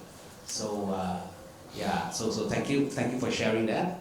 Maybe I'll move over to Ahila from the perspective of the board, right? So now eventually you have to report. Eventually, all what you do, you have to report to the board, right? So what does, from a board's perspective, what would you consider to be, what would you do in terms of exercising the oversight, right? In terms of the sustainability information, and then perhaps probably in terms of questioning the management, relating to whether it be sustainability risk, data quality, internal controls, and connectivity with the financials, sustainability information with the financial. What are the areas that you focus on in terms of addressing the company and also to be assurance ready? Thanks, Simon. Ooh, that's a lot. Okay, let's be very clear. Assurance is needed, right? And if you look, I don't know whether there are any PwC people in the room. But there are. I'm ex-PwC. Okay, so because we had EY represented KPMG, there is data from PwC from 2024 about investors and what they look at, and 76% of investors say they need, when it comes to sustainability, they would like assurance. Okay, so that is the reality. Nobody denies that.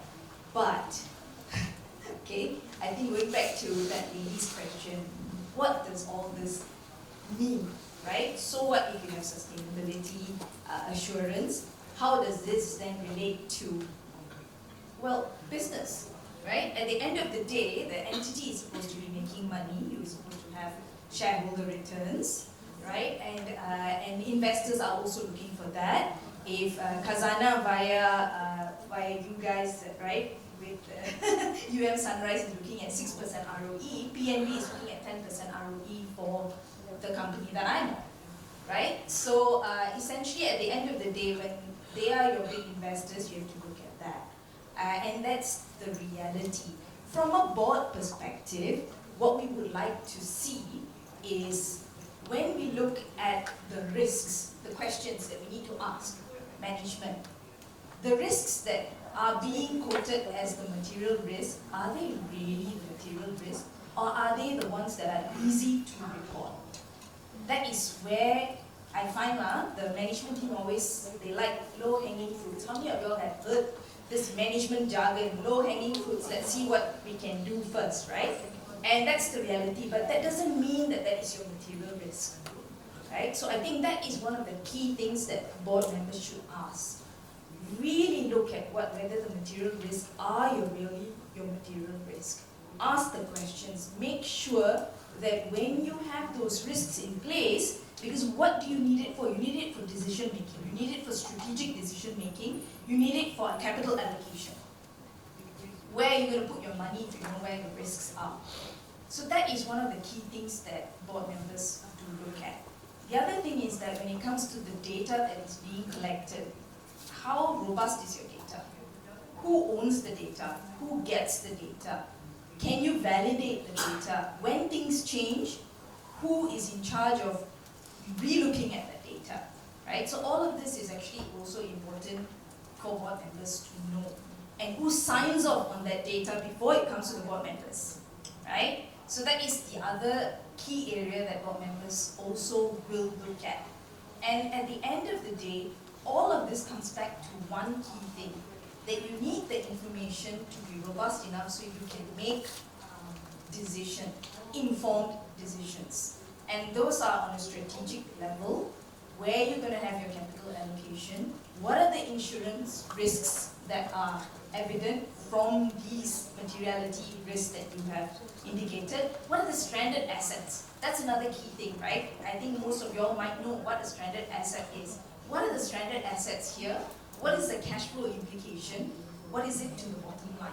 How does this information of a risk on a sustainability materiality map, how does it translate into a financial position for the company. I think at the end of the day, that's what board members look at. Because you will have, not only do you have your shareholders to manage, you have your stakeholders to manage, you have your minority shareholder watch group to manage at AGMs. There are a lot of entities to manage. So there is the exercise of being able to be compliant to whatever regulations that are there, where the regulators are concerned, be it Bursa, or if you sit on the board of a bank, it could be Bank Negara, right? There is a regulators aspect of it, but then there is also the fact that you need to tie all of this together and you need to come back to a package where you can make decisions strategically. And that is where it is really tough. It's fantastic to have your information assured, and it's fantastic to win lots of awards, but if that doesn't translate into getting more income stream in, at the end of the day, it's very difficult to convince your board that you need to spend money. I think all of y'all would have faced this as a sustainability team member, you would have faced this, and you understand that to come up with 1 ringgit of expense also is very difficult. When you say anything sustainability, it's like, oh gosh, another round. So I think be very careful of how you do your spend. At the end of the day, make sure you know what your client wants, what your investor wants, what your financiers want, right? I'm in what's considered a dirty business because it's oil and gas, and their financing is tough, so you need to have your sustainability roadmap. As part of PNB Investee Company, Strategic Investment Company, we are also guided by their voting guidelines for board members, right? So if you don't follow their roadmap for net zero, you get voted off the board, the chairman and whoever is in charge of sustainability. So there is the stick there as well, and your board members are aware. I think there's similar ones in Telangana as well, I'm sure. So just be aware that the board members also have their own restrictions and things that tie their hands. Thank you, Ahila. So I really like to hear from the perspective of the preparer side. And just now, Dr. Nick, now I recall the points. Basically, the tone from the top, the support from the top, and you mentioned that the governance and the risk, the board supported you, right, the committee. And then also the fact that from the other angle, there is an ROE of 6%. So basically, whatever you do, there should be ultimately a value given. So do also consider the value creation, the value perspective, and the opportunity of embarking into sustainability matters and initiatives. So I think with Ahila mentioning about identifying the risks, I thought that was interesting. It's not just to look at identify the low-hanging fruits, the easy to report risks, but really take a step back to understand what are the material risks, and then drive having the strategy to address it, having robust data collection, and then you mentioned specifically that it should also lead to having strategic decision making, which I think is a very important aspect. Looking at the strategy side of it, right? And of course, at the end of the day, what is the value that ultimately is going to accrue back to the organization? Okay, so I see the questions coming. I see other questions for the panelists, but because of time, I need to address some of the questions. Interesting to see there's an MI question. I mean, you're addressing to the moderator instead of a panelist. But I'm going to answer this very quickly. For sustainability assurance, the first question, the objective is to provide confidence that social and environmental impact disclosures are reliable and credible. How does MI plan to expand sustainability assurance competencies beyond accountants, so not only those under our purview, and include non-accounting practitioners with relevant technical expertise? So definitely we are in a journey of broadening our, basically our suite of courses. We run more than 1,000 courses in a year, and we already have, as you saw, the sustainability certification on sustainability information. But we are also developing programs relating to assurance, and which is going to be opening up to not only MI members, accountants, but we're also opening up to non-accountants. And of course, for the application of ISSA 5000, there is also a prerequisite, that means they need to also comply with the ethics code and also ISQM requirements. So we are also opening our courses to be able to be attended even by non-accountants. They can come and attend an ISQM course or to look at, to apply the CPDs relating to ethics. So these are all already there, some are in the pipeline. So that's how we're going to build the capacity for assurance providers in Malaysia. Okay, there's one more question I saw also. Okay, it just moved.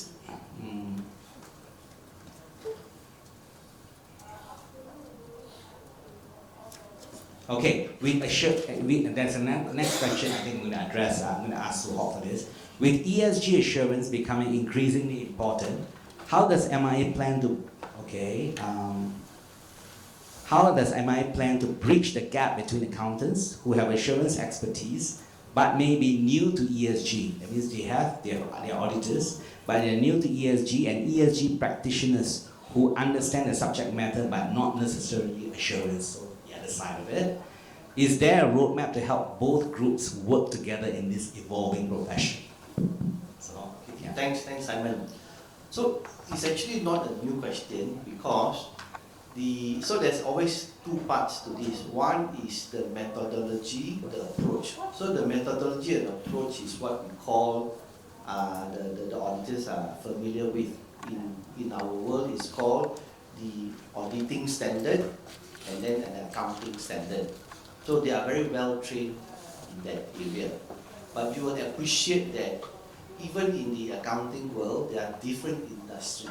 So for example, we have, they say, oil and gas, we got hospitality, which can be very different from property development or construction. So the auditors typically would have built some skill to understand the business in order for him or her to actually do a proper audit. So by understanding the methodology, the accounting and auditing standard alone is not enough. You need to understand the business. Different industry would have different peculiarities and different challenges. So this is no different from when it comes to sustainable reporting. You will need, if you want to be in that business, you need to pick up that skill. So of course, whether that skill is it residing with the auditors. For example, you talk about GHG emission or carbon credit. Is that something that the person can learn? The answer is sure, yes. But will he or she achieve that level of expertise that is synonymous with a person that is looking at it as part of the profession? Probably not. So which is where collaboration is important. So for public accounting firm, even when we say we do audit, but we are not purely an audit firm, we have tax, people that's involved in tax, people that's involved in IT, and people involved in various aspects, in cryptocurrency, in this and that and all that. So there's a wide spectrum. So therefore, we are also equipping our people to understand what is GHG, to understand about water, pollution, so on and so forth. So all that aspect is being enhanced, so it becomes a multidisciplinary situation. So the person that is practicing then would then need to enhance and equip himself or herself in order to do that job properly. Yeah. So that is where it is going. And in the industry, if you have been identified, then you need to go and pick up those skills. Thank you. So I think we have to be a little bit more succinct with answers so that we can cover more questions. I know he wants to be comprehensive. So perhaps maybe Rainy, each one, I think maybe you have 30 seconds to answer. I think this is more of like a quick fire questions, rapid fire, yeah. Okay, very quick. First, traditional accounting education focuses on financial information. How prepared is a profession to assure climate and GHG data which goes beyond accounting? Where should the line be drawn between accountant's role and that of climate or engineering specialists? I think Hock has actually answered that question in a way. So I just want to add on a little bit. Okay, say for example, when we do audit, right? valuation of buildings, again, back to my building. Okay, we don't do valuations ourselves. We get expertise. So we have expertise in terms of whether we're going to get external expertise, whether we are going to get the companies to engage an expert to evaluate, so to facilitate in terms of the GHG emissions. That could be one of the solution to that. But internally, especially like what Hock has mentioned, we also have GHG team in terms of how these emissions are being emitted. Okay, calculations wise, if you look at GHG protocol, it talks about accounting for GHG. So it's talking about accounting. So I'm sure all accountants know how to use it. Thank you, Rennie. Next, actually, I think some of this we already alluded to, like for example, how do you address materiality and double materiality, and how should the assurance practitioners navigate these concepts when forming an assurance conclusion? Do you want to mention that? Okay, I think in terms of how do you come to that conclusion is very straight to the standards. Okay, what the standards require you and what you have done, how you look at it in your business model. So when we talk about single materiality or double materiality, we don't really look into that, but it's more of how you disclose your information. What are the material information, what are the processes, what are the controls that you have put in place to come up with a material information for disclosure. I think that's more important. Thank you, Rennie. And this is a question I will try to answer. They cut off already at the time. Okay, this is a quick question on the sustainability assurance framework that Rennie shared just now. That's actually a proposal. It has not been finalized, right? So, but that is a direction that we are going. So, just for the information. So, the framework has not been finally approved yet, right? So that watch that space. And I think the last question I would like to ask maybe the preparer side, the board, and then also the preparer side. You know, what role do you see concerning the leadership and organization culture in helping organizations steer towards assurance readiness? Because generally we see that there's the technicality side of it, but there's also the people side of it, the organization culture, the tone of it, the leadership that is needed. Perhaps maybe some thoughts on that, and then after that, close off. I'll go first. Essentially, when it comes to that leadership, you can have processes in place, or you can have technology in place, but if you don't have the correct people and leadership in place, it really doesn't matter, because governance is going to be the one that's most important.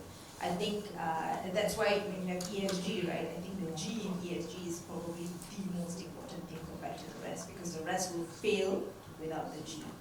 Having said that, leadership, while it is important, I think the key thing that I see, which is a problem right now that I see for a lot of organizations, is moving away from the way they look at sustainability, which is more of a PR exercise, right?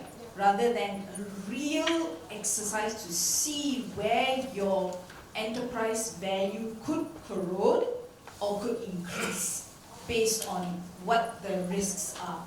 I think that is the key area where I see it. Right now it's still a PR, like let's report all the stuff that's easy to report, we feel good, we win awards kind of thing. But that, while it may look okay for the short term, it's not going to be what is going to get you through for the long term. So essentially, if you look at reporting itself, you have financial reporting, which is where you have been going thus far, and you have sustainability reporting, which is where you are going to be headed towards in the future. And investors need both of these in order to make informed decisions, and so does the board. Thank you.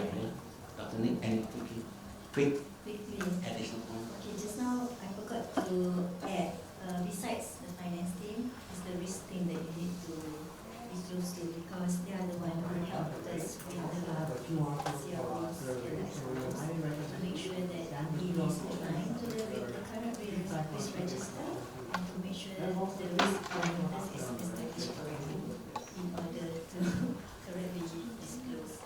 So that's two.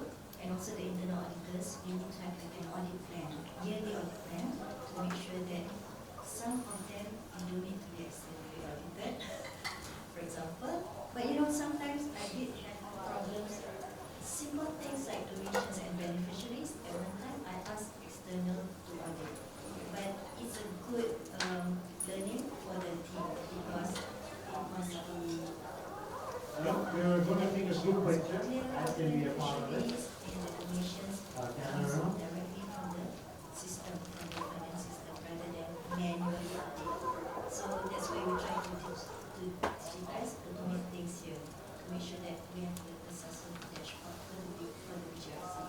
We ask for a regular and structured dashboard.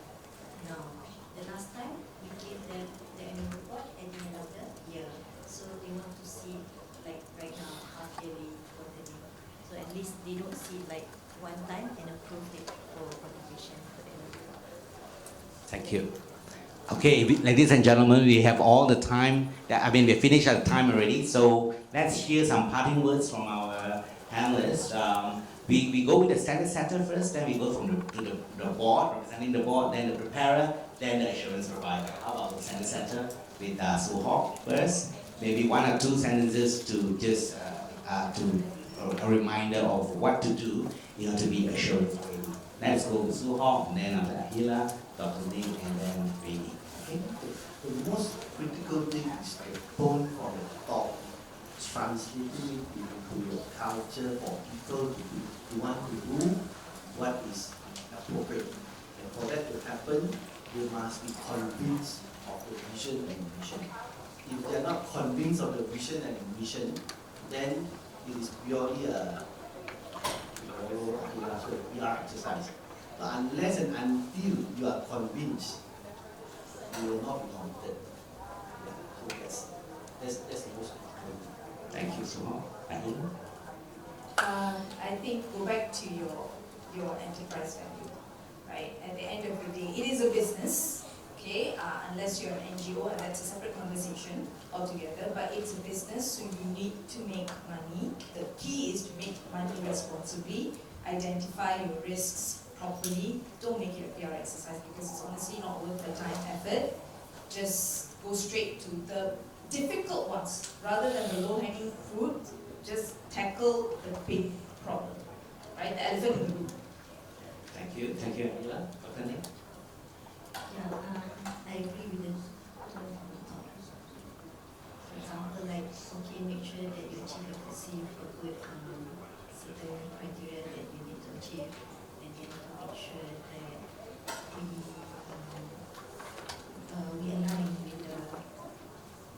we align with the latest regulatory. So communications is key to make sure that we keep on updating the board every day. And we have like 2 IFRS, so that is 2 sessions, 2 different consultants. So yeah, so that's how much that we need to get the board to be on board and fighting on this reporting. Thank you, Dr. Ning. Last but not least, Rin. As assurance provider, I think, like what I mentioned, don't do it at the end of the day. Okay, don't do it at the end of the reporting. Do it early, start early. Your financial data is every day. Okay, it's a routine. Treat your ESG data the same. Like what Dr. Nick has mentioned in terms of the board is actually requiring quarterly updates or even monthly update. It's the same thing. So they want to see what is your ESG data early. So treat it early and start assurance early as well. Thank you. Ladies and gentlemen, please give them a big round of applause. Thank you, and back over to our